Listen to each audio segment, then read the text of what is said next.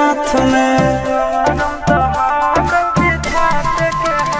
आगे जन्मों से भले दोनों रहेंगे साथ में, करम